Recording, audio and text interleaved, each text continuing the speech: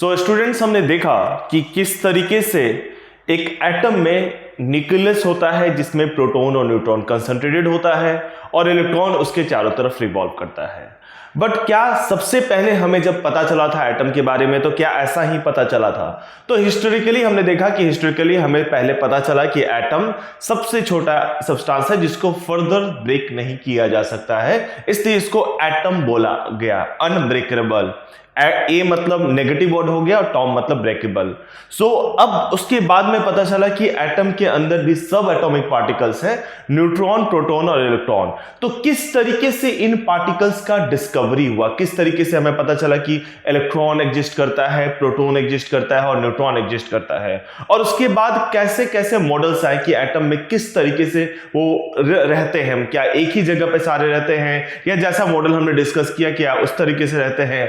तो ये बात हमें कैसे पता चला वो आगे धीरे धीरे करके समझते हैं। सबसे पहले हम बात करते हैं डिस्कवरी ऑफ इलेक्ट्रॉन्स, प्रोटॉन्स और न्यूट्रॉन्स का। तो पहला चीज है डिस्कवरी ऑफ इलेक्ट्रॉन।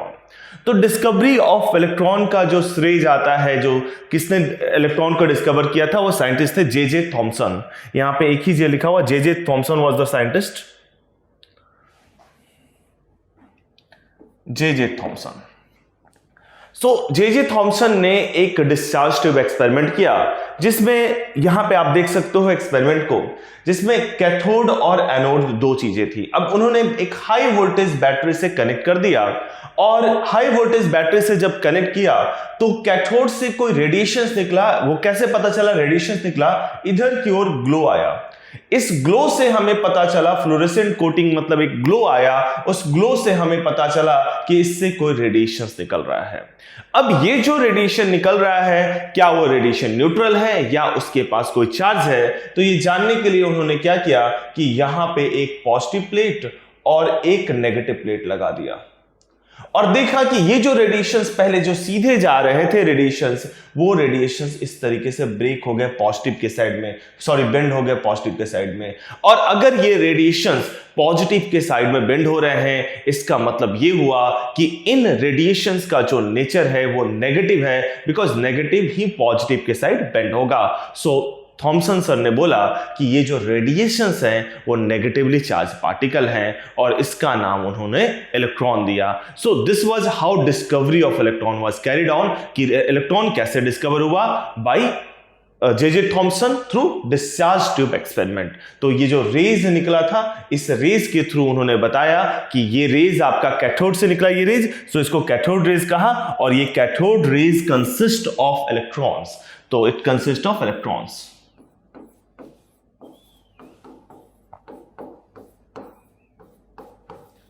तो इस तरीके से इलेक्ट्रॉन की डिस्कवरी हुई, आप इसे नोट कर सकते हो। अब हम बात कर लेते हैं जो इलेक्ट्रॉन निकाला गया उसके प्रॉपर्टीज को भी हमने डिस्कस किया। वो प्रॉपर्टीज का कैसे हमने डिस्कवर किया, किस तरीके से हमने इसकी प्रॉपर्टीज को निकाला, ये हमें अभी नहीं पढ़ना है, बट हम वो भी आगे पढ़ सकते हैं हायर क्लासेस में। फिलहाल इनकी प्रॉपर्टीज क्या होती है ये बात हमें जानना है, तो हम जानेंगे कि इनकी प्रॉपर्टीज क्या होती है। सो ये इलेक्ट्रॉन्स की प्रॉपर्टीज हैं। पहला चीज तो इलेक्ट्रॉन नेगेटिवली चार्ज होता है। देखिए, इलेक्ट्रॉन का चार्ज और प्रोटॉन का चार्ज बराबर होता है, और वो होता है 1.6 इंटू 10⁻⁻19 कूलम। ये वैल्यू आपको याद होना चाहिए, इससे कम चार्ज पॉसिबल नहीं है। ये मिनिमम चार्ज है जो किसी का हो सकता है, दैट इज 1.6 इंटू 10⁻⁻19 कूलम। ठीक है, ये इलेक्ट्रॉन का चार्ज यही नेगेटिव में हो जाएगा और प्रोटॉन का चार्ज पॉजिटिव में हो जाएगा। Both have equal charge, but electron negatively charge है। जैसा कि हमने देखा अभी कैथोड ट्यूब एक्सपेरिमेंट में कि इलेक्ट्रॉन जो है, इलेक्ट्रॉन रेज के कारण जो रेज थे जिसे हमने कैथोड रेज कहा, वो नेगेटिव प्लेट की तरफ डिफ्लेक्ट हो रहे थे, पॉजिटिव प्लेट की तरफ डिफ्लेक्ट हो रहे थे, पॉजिटिव प्लेट की तरफ डिफ्लेक्ट हो रहे थे, नेगेटिव से अवे जा रहे थे, इसका मतलब वो नेगेटिवली चार्ज्ड है। तो अब देखिए, नेगेटिवली चार्ज्ड है और वो चार्ज का वैल्यू कितना होता है? -1.6 इंटू 10⁻⁻19 कूलम। ये नेगेटिवली चार्ज का वैल्यू होता है। ये एक इलेक्ट्रॉन के चार्ज का वैल्यू होता है। सो electron and proton both have equal charges, दोनों का चार्ज बराबर होता है, लेकिन इलेक्ट्रॉन का नेगेटिव होता है, इलेक्ट्रॉन का होता है -1.6 × 10⁻⁻19 कूलम, और वही प्रोटॉन का जो चार्ज है वो पॉजिटिव होता है, वो होता है +1.6 × 10⁻⁻19 कूलम। लेकिन दोनों का मास डिफरेंट होता है और बहुत ही ज्यादा डिफरेंट होता है। इलेक्ट्रॉन लाइटर होता है और थोड़ा बहुत ही ज्यादा लाइटर होता है, लगभग 2000 गुना ज्यादा हल्का होता है, या हम कह सकते हैं कि प्रोटॉन इलेक्ट्रॉन से 2000 टाइम्स ज्यादा हैवियर होता है, प्रोटॉन इलेक्ट्रॉन से 2000 गुना ज्यादा भारी होता है। ठीक है, तो इलेक्ट्रॉन का मास कितना होता है 1/1836 U। ठीक है, U जो है वो एक प्रोटॉन का मास है, एक प्रोटॉन का मास U होता है, मास ऑफ प्रोटॉन, इसको बोलते हैं यूनिफाइड मास या एटॉमिक मास यूनिट। सो इलेक्ट्रॉन का जो मास हुआ वो 1/1836 U। ठीक है, और अगर आप ऐसे देखना चाहते हो ग्राम में, तो ये ग्राम हो गया, या 9.1 होता है बेसिकली, केजी में देखें तो -31 kg। सो ये भी दे रखा ग्राम में और केजी में भी आप देख सकते हो, बट आपको इतना पता होना चाहिए कि इलेक्ट्रॉन लाइटर होता है compare to proton, proton heavier होता है। नेक्स्ट अब हम बात करते हैं आगे की ओर प्रोटॉन के बारे में। तो प्रोटॉन का डिस्कवरी आप गोल्डस्टीन कह सकते हो। गोल्डस्टीन बेसिकली उन्होंने एनाल रेज कहा था, ठीक है, उन्होंने पॉजिटिव रेज का डिस्कवरी किया था। ठीक है, सो ये एनोड रेज कह लीजिए, तो पॉजिटिव रेज का डिस्कवरी उन्होंने किया था, और जो बाकी प्रोटॉन कहां मिलता है न्यूक्लियस वगैरह में उसके बारे में रदरफोर्ड बताए थे। तो ये दोनों का श्रेय जाता है, तो प्रोटॉन का डिस्कवरी गोल्डस्टीन एंड रदरफोर्ड आप बोलोगे।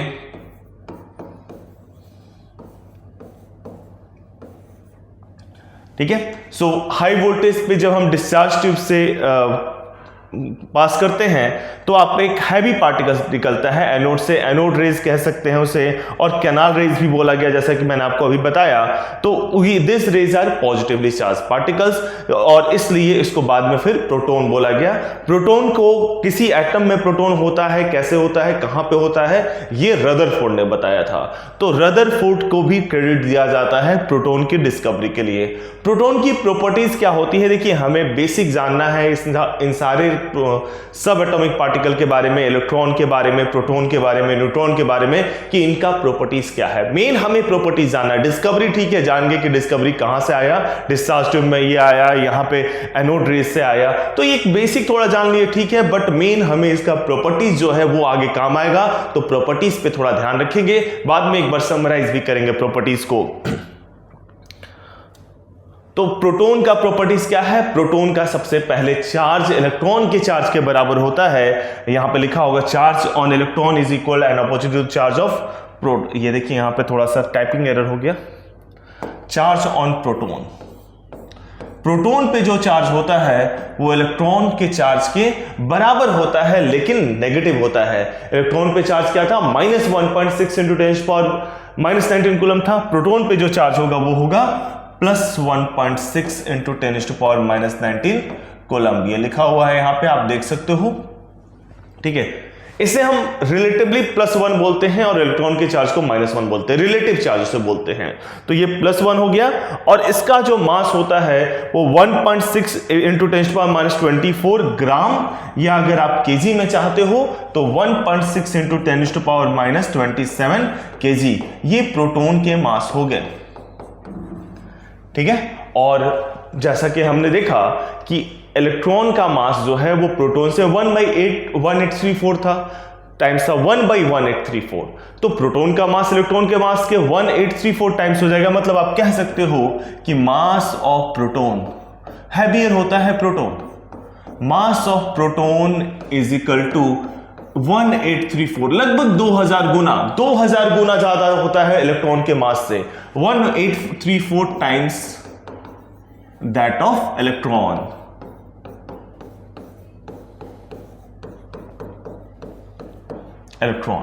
और जितना देखिए हाइड्रोजन में, बेसिकली हाइड्रोजन में केवल एक प्रोटॉन और एक इलेक्ट्रॉन होता है। इलेक्ट्रॉन काफी लाइटर होता है, जैसा कि हमने देखा नेग्लिजिबल मास हो गया इलेक्ट्रॉन का कंपेयर टू प्रोटॉन। सो हम कह सकते हैं कि हाइड्रोजन एटम का मास लगभग प्रोटॉन के मास के बराबर होता है। बेसिकली हाइड्रोजन एटम में एक प्रोटॉन और एक इलेक्ट्रॉन होता है, लेकिन इलेक्ट्रॉन का मास बहुत ही छोटा हो गया, तो फिर आप बोल सकते हो कि हाइड्रोजन एटम का मास प्रोटॉन के मास के बराबर होता है। So this are the properties of proton. अब हम बात करते हैं थोड़ा न्यूट्रॉन के बारे में।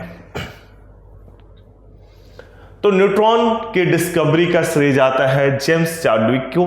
न्यूट्रॉन को N से इंडिकेट किया जाता है और ये न्यूट्रल होता है, ये न्यूट्रल होता है, ध्यान रखिएगा, ठीक है। और एक बात और ध्यान रखिएगा, ये पॉइंट यहां पे लिखा हुआ है कि सारे एटम्स में न्यूट्रॉन होते हैं एक्सेप्ट वन एटम। उस एटम का नाम आपको याद रखना होगा। अभी भी डिस्कस किया कि हाइड्रोजन में केवल प्रोटॉन और इलेक्ट्रॉन होता है, एक प्रोटॉन होता है, एक इलेक्ट्रॉन होता है। There is no neutron in hydrogen atom. ये क्वेश्चन पूछा जा सकता है 1 मार्कर में कि which atom does not have any neutron, तो it is hydrogen atom. Hydrogen atom के पास कोई न्यूट्रॉन नहीं होता है। सो अब आप यहां पे देख सकते हो mass of neutron, relative mass. देखिए प्रोटॉन जैसा ही तो न्यूट्रॉन है, तो जितना प्रोटॉन का मास होगा उतना न्यूट्रॉन का मास होगा, यानी रिलेटिव मास उसका 1U हो गया। और वही लगभग 1.6 × 10⁻24 ग्राम या 1.6 × 10⁻27 kg।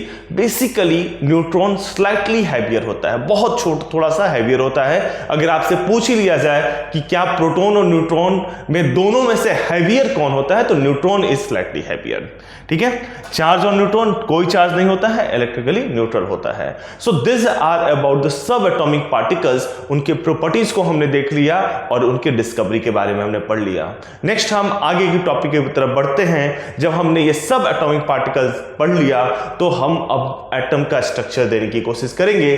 तो डिफरेंट मॉडल्स आए थे जो एटम का स्ट्रक्चर बताने की कोशिश की। डिफरेंट साइंटिस्ट ने डिफरेंट फॉर्म ऑफ मॉडल्स दिया और फाइनली हमारे पास क्या है, कुछ लगभग वहां तक भी पहुंचेंगे, एग्जैक्टली वहां पे तो हायर क्लासेस में, बट नियर अबाउट पहुंचेंगे कि किस तरीके से मॉडल्स में डेवलपमेंट हुआ, पहले कौन सा मॉडल आया और बाद में कौन सा मॉडल आया, इस तरीके से हम देखते हैं अभी। ये इलेक्ट्रॉन्स की प्रॉपर्टीज हैं।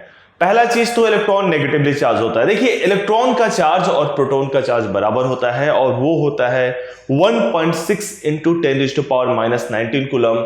ये वैल्यू आपको याद होना चाहिए, इससे कम चार्ज पॉसिबल नहीं है। ये मिनिमम चार्ज है जो किसी का हो सकता है, दैट इज 1.6 × 10⁻19 कूलम, ठीक है। ये इलेक्ट्रॉन का चार्ज यही नेगेटिव में हो जाएगा और प्रोटॉन का चार्ज पॉजिटिव में हो जाएगा। Both have equal charge but electron negatively charge है, जैसा कि हमने देखा अभी कैथोड ट्यूब एक्सपेरिमेंट में कि इलेक्ट्रॉन जो है, इलेक्ट्रॉन रेज के कारण जो रेज थे जिसे हमने कैथोड रेज कहा, वो नेगेटिव प्लेट की तरफ डिफ्लेक्ट हो रहे थे, सॉरी पॉजिटिव प्लेट की तरफ डिफ्लेक्ट हो रहे थे, पॉजिटिव प्लेट की तरफ डिफ्लेक्ट हो रहे थे, नेगेटिव से अवे जा रहे थे, इसका मतलब वो नेगेटिवली चार्ज्ड है। तो अब देखिए नेगेटिवली चार्ज्ड है और वो चार्ज का वैल्यू कितना होता है, -1.6 × 10⁻19 कूलम। ये नेगेटिवली चार्ज का वैल्यू होता है, ये एक इलेक्ट्रॉन के चार्ज का वैल्यू होता है। सो electron and proton both have equal charges, दोनों का चार्ज बराबर होता है, लेकिन इलेक्ट्रॉन का नेगेटिव होता है, इलेक्ट्रॉन का होता है -1.6 × 10⁻19 कूलम, और वही प्रोटॉन का जो चार्ज है वो पॉजिटिव होता है, वो होता है +1.6 × 10⁻19 कूलम। लेकिन दोनों का मास डिफरेंट होता है और बहुत ही ज्यादा डिफरेंट होता है। इलेक्ट्रॉन लाइटर होता है और थोड़ा बहुत ही ज्यादा लाइटर होता है, लगभग 2000 गुना ज्यादा हल्का होता है। या हम कह सकते हैं कि प्रोटॉन इलेक्ट्रॉन से 2000 टाइम्स ज्यादा हैवियर होता है, प्रोटॉन इलेक्ट्रॉन से 2000 गुना ज्यादा भारी होता है, ठीक है। तो इलेक्ट्रॉन का मास कितना होता है, 1/1836 U, ठीक है। U जो है वो एक प्रोटॉन का मास है, एक प्रोटॉन का मास U होता है, मास ऑफ प्रोटॉन। इसको बोलते हैं यूनिफाइड मास या एटॉमिक मास यूनिट। सो इलेक्ट्रॉन का जो मास हुआ वो 1/1836 U, ठीक है। और अगर हम आप ऐसे देखना चाहते हो ग्राम में, तो ये ग्राम हो गया या 9.1 होता है बेसिकली। केजी में देखें तो -31 kg। सो ये भी दे रखा ग्राम में और केजी में भी आप देख सकते हो, बट आपको इतना पता होना चाहिए कि इलेक्ट्रॉन लाइटर होता है compare to proton, proton heavier होता है। नेक्स्ट अब हम बात करते हैं आगे की ओर प्रोटॉन के बारे में। तो प्रोटॉन का डिस्कवरी आप गोल्डस्टीन कह सकते हो। गोल्डस्टीन बेसिकली बेसिकली उन्होंने एनाल रेज कहा था, ठीक है, उन्होंने पॉजिटिव रेज का डिस्कवरी किया था, ठीक है। सो ये एनोड रेज कह लीजिए, तो पॉजिटिव रेज का डिस्कवरी उन्होंने किया था, और जो बाकी प्रोटॉन कहां मिलता है न्यूक्लियस वगैरह में उसके बारे में रदरफोर्ड बताए थे। तो ये दोनों का श्रेय जाता है, तो प्रोटॉन का डिस्कवरी गोल्डस्टीन एंड रदरफोर्ड आप बोलोगे।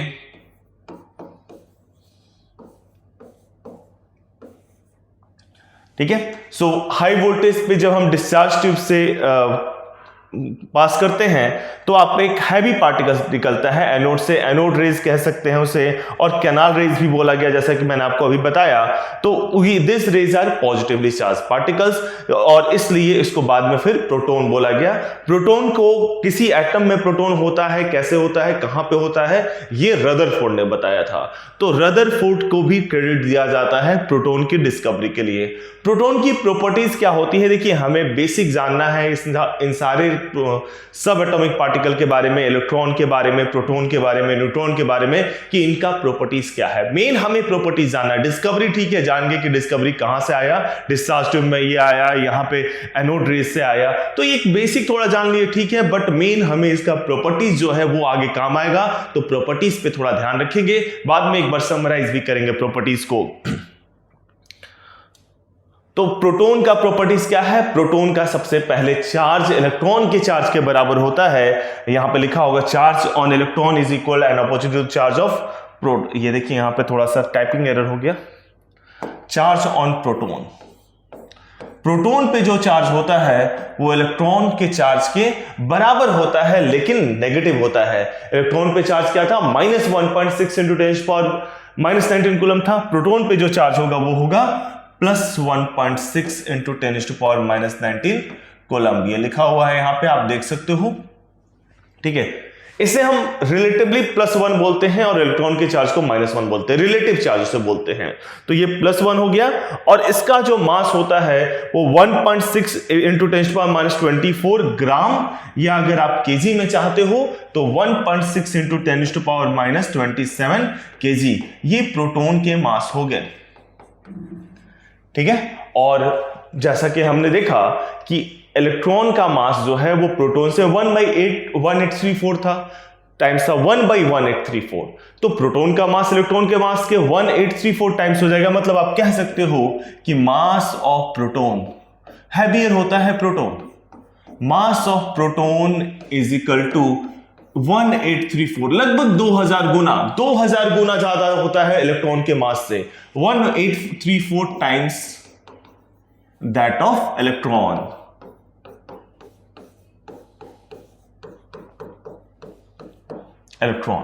और जितना देखिए हाइड्रोजन में, बेसिकली हाइड्रोजन में केवल एक प्रोटॉन और एक इलेक्ट्रॉन होता है। इलेक्ट्रॉन काफी लाइटर होता है, जैसा कि हमने देखा, नेग्लिजिबल मास हो गया इलेक्ट्रॉन का कंपेयर टू प्रोटॉन। सो हम कह सकते हैं कि हाइड्रोजन एटम का मास लगभग प्रोटॉन के मास के बराबर होता है। बेसिकली हाइड्रोजन एटम में एक प्रोटॉन और एक इलेक्ट्रॉन होता है, लेकिन इलेक्ट्रॉन का मास बहुत ही छोटा हो गया, तो फिर आप बोल सकते हो कि हाइड्रोजन एटम का मास प्रोटॉन के मास के बराबर होता है। So this are the properties of proton. अब हम बात करते हैं थोड़ा न्यूट्रॉन के बारे में। तो न्यूट्रॉन के डिस्कवरी का श्रेय जाता है जेम्स चाडविक को।